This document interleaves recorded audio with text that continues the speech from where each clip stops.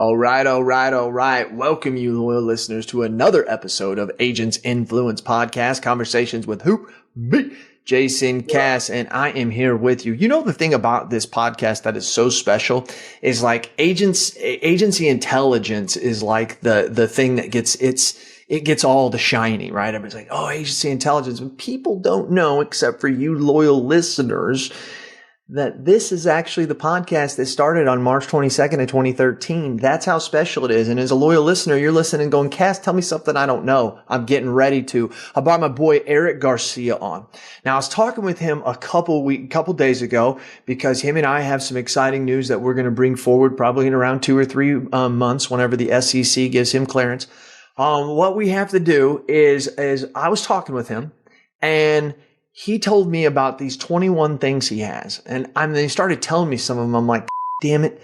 This is what I'm talking about, Erik. You're really not full of shit when he tells me this stuff. And so then I have to redo my thinking. No, I'm joking. Everybody, welcome to the podcast, Erik Garcia. Jason, how are you? 2013. You started this podcast in 2013. Yeah. I just went through my 10-year anniversary this year. I was prepping for the show because, I always do. You tell me not to, but I always do. Yeah, you do. I'm thinking about the fact that we met in 2011. Mm-hmm. That it's been almost 13 years. Been wild, man. Your forehead was a little smaller and my hair was a little darker. And a little thicker. Yeah. Mm-hmm. Yeah. Man. I know. 21 things. So my 21 things, it's a running list. Okay. What is it? Go ahead. So you know that Erik, one real quick. Yeah. People don't exactly know you like I do as my Cuban brother. Tell them what your agency and you have your own podcast real quick. Oh, yeah. So, quick bio. So we do have a podcast. It's called Stuff About Money They Didn't Teach You in School. I'm a financial planner. 90% of my time is spent on the financial planning investment management side. And I would say 50% of that time, if not more, is spent working directly with insurance agency owners or people who are like immediately adjacent to the insurance space. Adjacent to the industry. So that would be like a vendor, a tech creator. Tech person, right. Okay. Tech creator, founder. Right. Makes sense. It's a growing niche. I realized one day for 13 years, when I first met you, I had started the agency. So I own an independent agency, started it back in 2010, came from the captive space, realized that I wasn't spending enough time in the agency world to really know how to operate it. So I had to shortcut my learning curve. And that's when I connected with you. You were speaking at I think it was a Big I convention. Sandestin, right? Or Sandestin. That's right. It was a Louisiana Big I. You spoke, Yep. We connected. I might have been one of, top first 10, 15 members of what was it? Dime, what was it? DEMA. Digital Insurance Marketing Academy. Yeah, Academy. People have no idea we created that so many years ago. I still have those videos online in the mastermind. You can go in and watch me and Brent Kelly. And you remember Ryan Hanley was doing Google Plus? Yeah, your presentation was about how to give away, I think it was an iPad on a Facebook campaign. Oh, dude. I made a shitload of money on that in 2009 and 2010, bro. No one was doing it. And that was the time when you made a post, everybody saw it, right? Yeah. So it was like, oh my God, that was good. I remember specifically talking to you after. And this was my thought. So you were running your agency out of your basement, I think. You were living you were living on a golf course, I think, at the time. Running your agency. And I think you had like 80,000 in premium or some stupid number, some small number. And I'm like, this guy here, he's like teaching us how to build agencies and like, what? Yeah. And I was thinking back where I was as well, man. In 12 years, man, we've got so much. If I was teaching them how to run their agency at that day, I had no business. Where mine was, and you know this, mine was the future. I saw where we were going, so I wasn't going to build my agency like them. And man, I remember about the only person I had on my team at that time was Steve Anderson, which if you're a loyal listener, I just did a podcast with him that probably came out last week. He is a fantastic gem of the agents industry, and he kind of elevates at a different, he's more of a big eye guy and different things. So we don't really get to see him a lot, but that man, we owe a lot to him, to the industry. So I'm telling this story for a reason. I'm tying back into our topic. Go ahead. Sorry, sir. Thinking about it. I was thinking about, man, 13 years of knowing Jason. I kind of launched, I would say, my aggressive learning in the agency space. Started learning a lot in the agency space. So reflecting back, I was trying to make notes since I work with a lot of insurance folks. I was like, man, one of the added values of having a financial planner that knows your grind, knows your space, knows the rhythms of your business, the challenges, the obstacles, how to operate, processes, workflows, the vendors that you're using, someone who can speak your language. Like, man, okay, so I should come up with just things that I've learned in my journey of being an agency owner. I'm not a producer. I've produced. I'm not a trainer. I don't train people in my agency. I have. So what are these things that I've learned along the way as an agency owner? So I started making a list to eventually podcast on them. But yeah, our podcast, Stuff About Money They Didn't Teach You in School. Pretty cool. It's one of the greatest names. It's so cool. It tells you exactly what the heck I'm going to get out of that podcast. Yeah, I love it. So anyway, I picked five of my favorite lessons that I go back, like, what are and you say you got 21 of them, but you picked 5. It's 21 right now. It's a running list. Some of them I just sat down one morning and just started kind of stream of conscious. You think this could be a book eventually? I don't know, man. All right. I got like 16 book ideas, and I don't have the initiative to Number 1. Write it. Number 1. You ready for this? Yep. Know how you make money. Okay. So sounds simple. Know how you make money.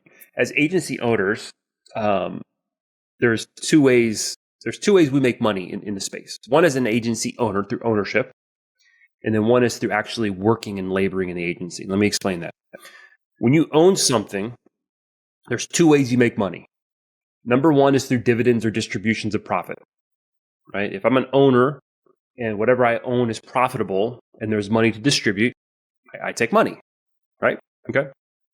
The second way we make money as owners is through capital appreciation, right? I've got this asset that over time appreciates in value. Then I sell it and I make a lot of money. A lot of money. Right? So I can make I can make a decision to say, you know what, I have this agency, rather than me taking distributions or profit from it, cash flow regularly, that's one way I make money. I'm going to take that money and I'm going to reinvest it back in my agency. I'm going to hire a new producer. I'm going to onboard new technology. I'm going to hire a COO. I'm reinvesting. How do I make money though? Okay. Well, you make money. The second way you make money is through your labor or your work in the agency. Right? What do you do for the agency? You're exchanging. We all do this. We all work one way or another. We're exchanging our knowledge, our skill, our talent for money. Pay yourself as owners. We should pay ourselves what we would pay anyone else to do that same job. If you sell, pay yourself a commission as a salesperson. If you manage, pay yourself a commission as a manager.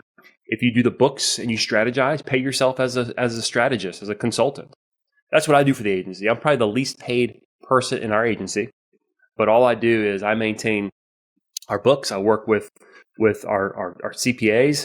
I strategize. And then do you make money? Let's say somebody out there has somebody they're paying $5,000 a month to, and that's the job that they've decided to do, and they're the owner. Are they making the money off the distributions and off the profit at the end of the year? Or how are you supposed to live on $60,000 a year as an agency owner? That's just not realistic. As owners, we can take distributions every month if we want to. But you said you were taking a salary, so you're saying take your salary of what you would pay for that position, but also obviously distributions and stuff. Okay. Yeah. I just wanted to clear that up. And here's the thing. Most of us as agency owners, okay, most of your listeners are probably active in the agency. They're probably doing 6-figure work in the agency. Correct. That's a good point. They built their own book. So there's commissions that are being spun off that book. They might not be actively selling, but they have this book and someone else is managing it. So they're, pay yourself what you would do. Pay yourself what you would pay someone else to do that work. Here's why this is important. And there's 2 lessons here. Okay. First, I remember years and years and years ago with my first business partner, I was having dinner with an estate attorney that I did some work with on the financial side. And I was lamenting to him that, man, the business is struggling. This was probably like in 2011, 2012, kind of in the early days. Man, the business is struggling. My line of credit is growing. I'm not profitable, and I'm paying my business partner a salary, and like he's not producing. It's not producing. And I realized, man, he was taking a draw. I was paying him for something that he wasn't doing. The work wasn't getting done. So the attorney told me this. He goes, Eric, you got to separate how you make money as an owner and as a worker. You make money two different ways. And you should pay yourself as a worker, pay your partner as a worker. And then this is how you make money as an owner. And that totally changed. It changed how I started paying myself. It changed how I paid my partner. I went back to him, presented a new comp schedule, and I was the majority owner. So he had input, but at the end of the day, I had full voting power. And I said, hey, look, you're supposed to be selling. So your comp is, we've been at this for 2 years now. Your comp's going to be based off of a commissioned salesperson. Scared the hell out of him. Did he leave or what did he do? He left. It was amicable. Yep. He left. I bought him out. And then what happened? 3 years later, Giovanni bought in. And Gio will tell you, God, I'll call Gio. Gio, we got to talk compensation. And he goes, oh, brother, you're going to do it to me again. I said, do what? He goes, you're going to cut my compensation. I said, no, I'm not cutting your compensation. As owners, we got to make sure that we're paying our employees for the work that they're doing. I'm talking to Geo employee, not Geo owner. Like now, right. Geo owner, we're sitting on this side of the table talking to Geo producer on this side of the table. Mm-hmm. We're paying Geo producer for work that he's not doing anymore because your role has grown. He goes, yeah, every time you do this, I make less. I said, you make less for like 2 or 3 months. And we looked back at the history of his compensation. Every time we changed his compensation, he was probably making 20 to 30% more within a few months because we're paying the employee, part of the owner, for the work that they were doing. So that's how I learned that lesson. Here's where I see the problem, okay? And you're going to understand this. We see this in second generation agencies. How many agencies do you talk to the son or the daughter who's working for mom or dad? And I usually just hear it with dads. I haven't heard this with mom agency owners, with dad agency owners who built the agency, who are semi-retired, who still want to draw $250,000 in salary for doing nothing. And now you have the kid who's doing all the work, who doesn't have cash to grow the agency and is struggling because dad wants to take a $250,000 payment. At that point, I'm like, buy dad out. But dad doesn't want to sell. So dad wants to get paid for all the work that he's done, robs the agency of cash flow to be able to hire a new producer, upgrade technology, hire the proper service people. So always pay, as owners, we should pay ourselves for the work that we do, and then we should be motivated to be profitable so that we can either And one of the reasons why is they're terrible business owners and they didn't plan, and their IRA was 100% their agency from the get-go. So really where the problem is they didn't tell their son up front that, hey, just so you know that one of these days when you buy this is still, I'm still going to take some money out of here. Because depending on the situation, if that's always been you and your spouse's plan, that's the way it is. Now, Erik Garcia, and to all you loyal listeners, you can tell how good this is, and we're already 15 minutes into it. So this will be a 2, maybe 3, maybe 4-part series. Oh, wow. Well, just so you know, Erik, I try to keep my podcast around 20 to 30 minutes now. My listeners like it. No, my listeners like it. Oh, so it's okay. So we'll get number 2 in? But I'm number 2, but I don't want you to cut any of this shit short. Okay. We can do multiple podcasts, right? I'm that semi-retired guy and so are you. Let's go. Yeah, we did. Number 2, you ready for this one? Yeah. You should have a Paul, a Barnabas, and a Timothy in your life. You should have a Paul, a Barnabas, and a Timothy in your life. Let me explain this. This is a reference to... Erik is a very spiritual person for all the loyal listeners. Go ahead. Whether you're spiritual or not, this is obviously a reference. You base a lot of your great principles in it, though. I like that. I respect There's a lot of great wisdom. Right? Yeah, I respect it. Plan wisely. I got to tell you the story of my logo one day. So have a Paul, a Barnabas, and a Timothy in your life. This is a reference to the New Testament. Okay. A Paul, a Timothy, and who? A Barnabas. A Barnabas. Okay. Okay. Paul, for those of you who don't know, and I'm sure I know a lot of your listeners know these characters in the Bible. Yep. Paul was responsible for 60+% of the New Testament, writing the New Testament. Paul was a mentor. Okay.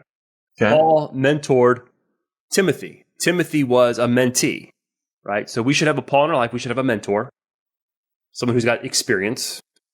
We should have a Timothy, someone that we're pouring into, right? And Paul even told Timothy that Timothy should be teaching others. And then Barnabas was a co-laborer or co-worker or a co-sojourner with Paul. He would go on his missionary journeys and they would work together. Okay? Okay. So in our life, we need to have someone who has more wisdom than us. And think about this in multiple domains in your life, not just in business, as a family person, as a husband, as a father, in your faith. There should be someone above you with more wisdom that's pouring into you. You should have someone on your level that you kind of journey with, mastermind members. That's a really good I like example. this. Okay.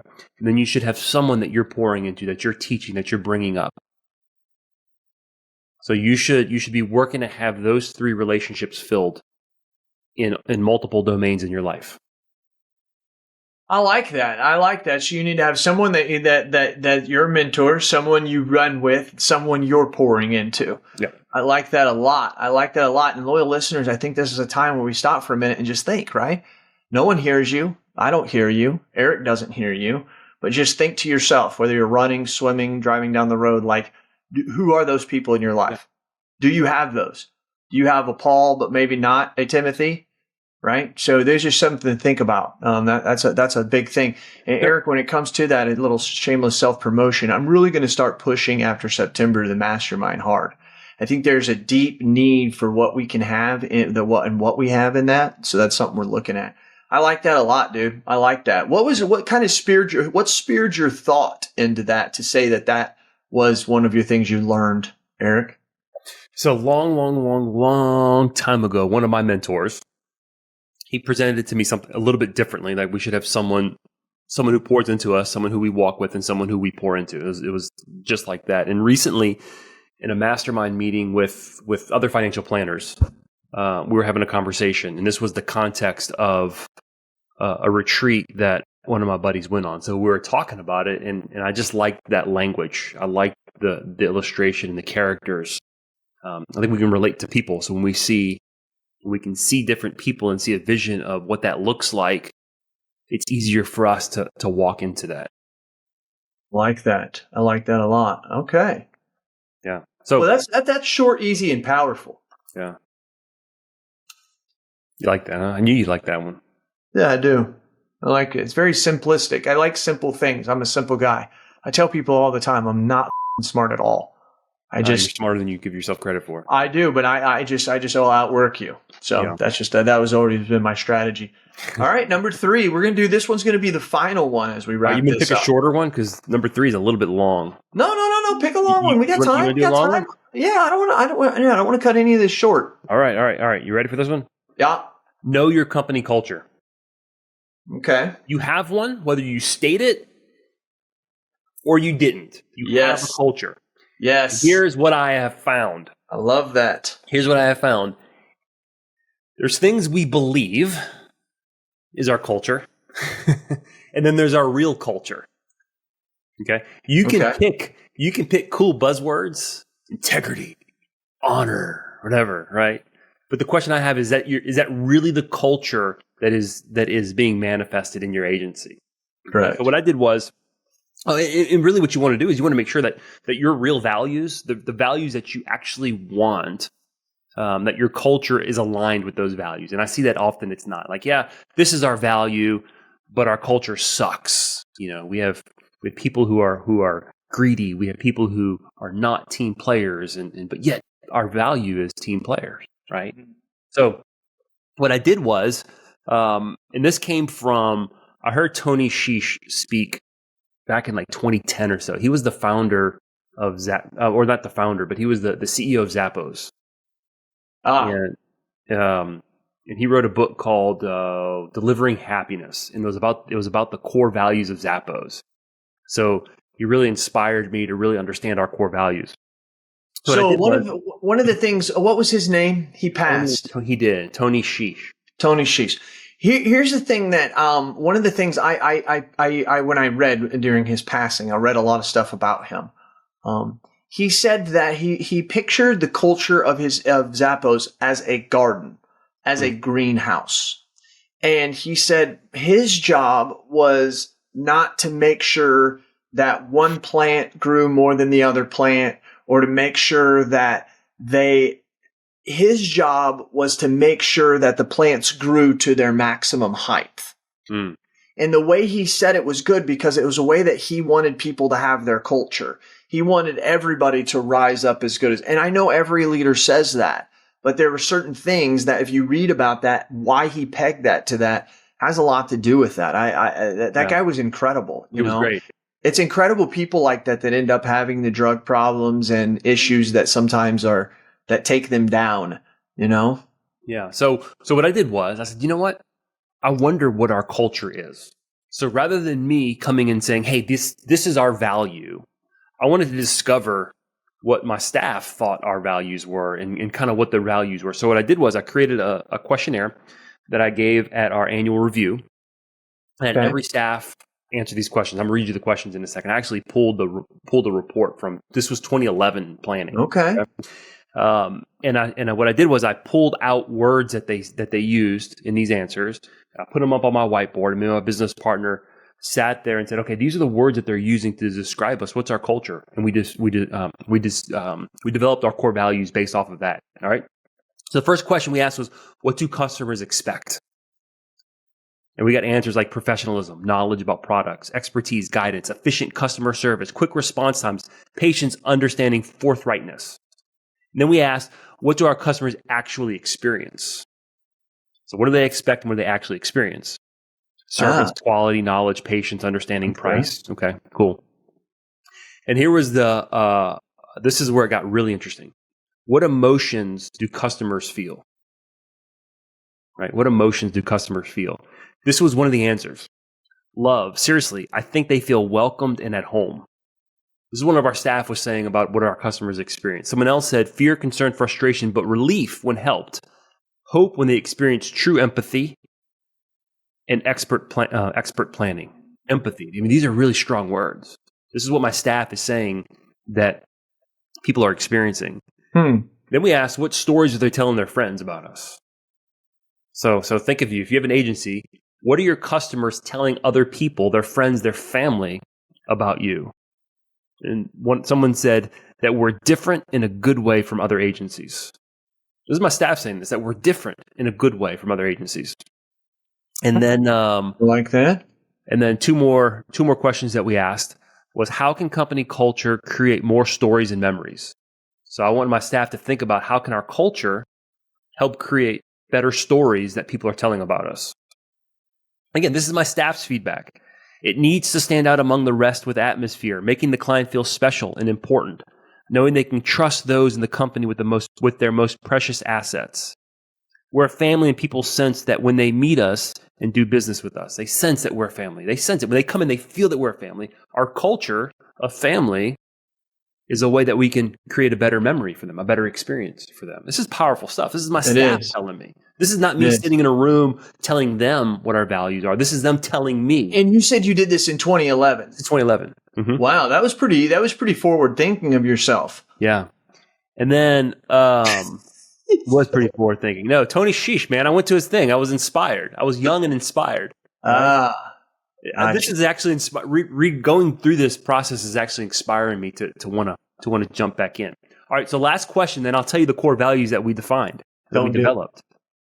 What would you say our core values as a company are? So now I'm asking them, what would you say our core values are? They gave me an answer like providing the best products or service to our clients that are appropriate for their needs. That's important. Establishing trust, personal relationships. That's important with clients. To go beyond the expected in order to sell appropriate coverage. Two different people using the word appropriate coverage. And then last question, what's our business? Helping clients find this is a client, this is a staff member. She's not with us anymore. She was the most cynical person. Ultimately, she left because she didn't fit our overall culture. Okay? But this is what she said, helping clients find security and peace of mind, knowing that their assets are being efficiently and professionally managed by people they can trust. You have a culture. What is your culture? Discover it. Don't let it be top down. Let it be bottom up. So I sat with all these words and all these ideas on a whiteboard, and we came up with six core values. Number one, it's value others above self, or consider others more important than ourselves. All right. So when our clients are in front of us, They're the most important. Number 2, go beyond what's expected. Customer service is expected, y'all. Don't expect to wow your client because you answered the phone. Maybe in some markets right now, answering the phone is actually is actually beyond what's expected. It is. But what are the things that you can do that takes your clients beyond their expectation? Number 3, cultivate a family spirit. Treat people like part of our family. That's create a team environment. Yeah. But when clients come in, give them the same respect, the same treatment that you would another team member, another family member. 4, pursue growth and learning. That we always have to be growing. This is both personally and professionally. We should always be growing and learning. And if you're familiar with Zappos core values, you can see the influence of Zappos on kind of our thinking and our values. Number 5, embrace change. This was my value. This is my top-down approach. Most of us don't like change, but the reality is in our space, in our industry, change is inevitable. And if we fight it, then we're going to get left behind. So when Facebook marketing iPads goes away, what's your next digital marketing approach? Right? When AI takes over, you better be quick to jump on that horse. Must be. And then the sixth value, this is actually the most contested one, just because we couldn't figure out how to write it, but it's let fun happen. We like having fun. If you've ever been around me or my staff, we like to laugh. If you've met Gio's a jokester, my business partner. So the idea is, hey, look, fun's going to happen. It's all around. We just got to get out the way and let it happen. That's right. So let fun happen. So you have a culture, agency owner. What is it?